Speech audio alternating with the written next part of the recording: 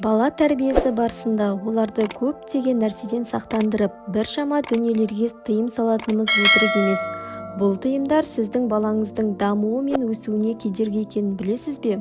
Осы тыйым салу кейде шектен шығып та кетіп жатады.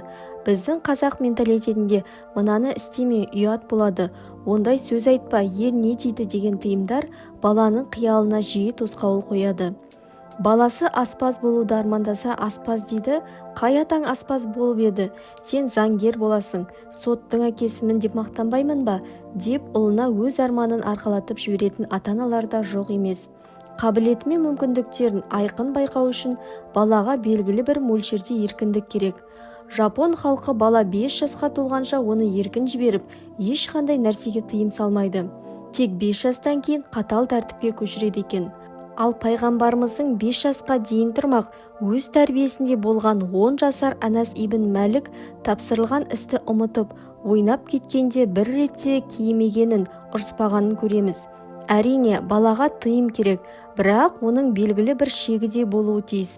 Біз балаға қандай істе тыйым салмау керектігін тоқталып кетпекпіз. Мына 12 істе балаға мүлде тыйым салмаңыз. Бірінші, өз бетімен тамақтану. Әрине, қасықпен өзіңіз тамақтандырсаңыз жылдам әрі таза болады. Көп уақытыңызда кетпейді. Артынан тамақ жұққан киімдерді де жуып жүрмейсіз. Бірақ бұл әрекетіңізбен балаңыздың өз бетінше іс-қимыл жасауына кедергі болатыныңызды білесіз бе? Қасықты ондағы тамақты құлатып алмай, аузына апара білу де кішкентай бала үшін үлкен өнер.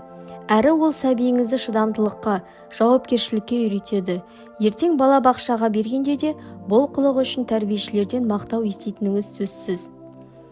Екінші, ата-анасына көмектесу. Көптеген ата-аналардың балаларына кішкентай кезінде ыдысты ұстама, шағып аласың, әрі қарай тұр, үстіне төгіледі. Тамақ пісіріп жатырмын, маған кедергі келтірмей мультфильм көрші деген тыйымдарды жиі естиміз. Кейін арада біраз уақыт өтіп, балалары есейгенде сөйткен аналардың құрбыларына қызым жалқау, үйде ештеңе істемейді, кешке дейін бөлмесінен шықпайды деп шағым айтқанын көзіміз жиі көріп жүр.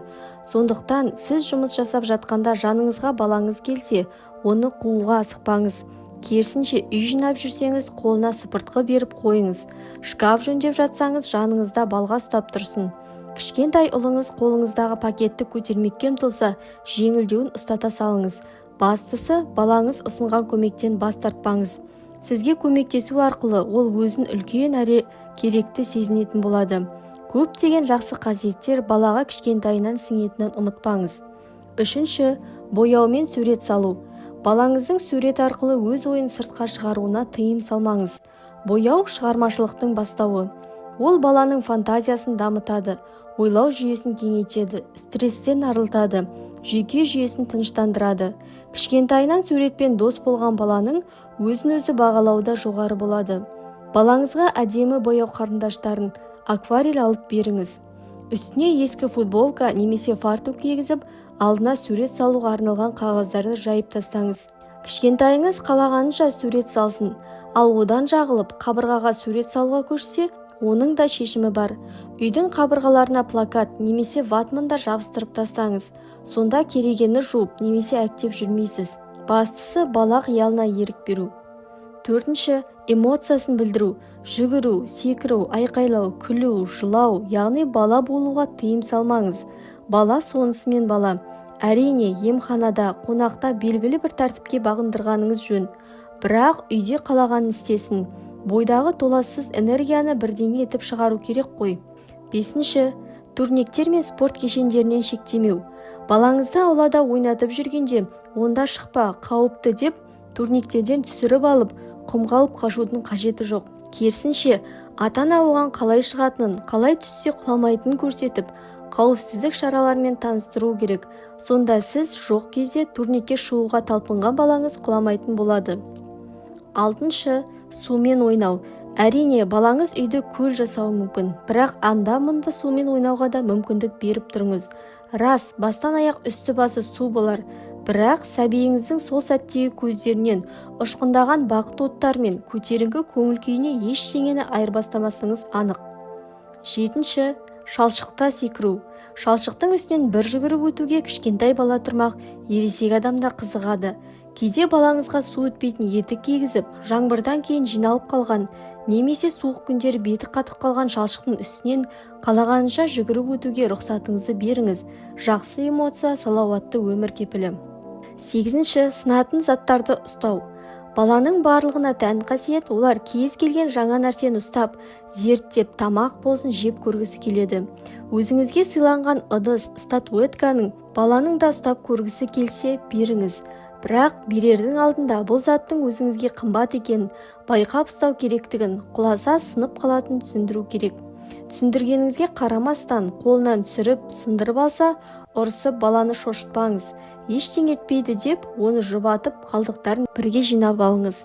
9. Өз пікірін қалыптастыру. Балаңызға қай шалбар мен қай жейденің сәйкес келетінін, немесе ойыншықтарының қалай жиналу керектігін әрине сіз жақсырақ білесіз. Соған қарамастан, оның өз пікірінде тыңдап тұрыңыз. Пікірін айтып болған соң, неге олай ойлайтынын сұраңыз. Ал пікірі тіпті қиыс кетіп жатса, өз дәйектеріңізді келтіріп, солай істеуге шақырыңыз. Анда-санда балаңызбен де келісіп тұрған жөн. 10. Ыдыспен ойнау. Балаңыз келе жатса, ыдыстарды шкафтың арғы қуысына қарай жасырып, бәрін тыға жөнелудің қажеті жоқ. Қазан, каструль, контейнерлерге бір уақыт ыдыс деп емес, баланың дамуына арналған зат деп қарап, ойнауға беріп тұрыңыз. 11. Жарық жағып ұйықтау. 3-4 жастағы балалар әдетте қараңғыда ұйықтауға қорқады. Анасының жанынан бөлек етіп, жеке төсекке, басқа бөлмеге көшкен бала үшін түнде қорқу қалыпты жағдай. Сондықтан светильник жоқ болса, жарықпен ұйықтауына рұқсат беріңіз. 12. Сұрақ қою. Өсіп келе жатқан бала сұрақ қойғыш келеді. Олар көп нәрсені білгісі келіп тұрады.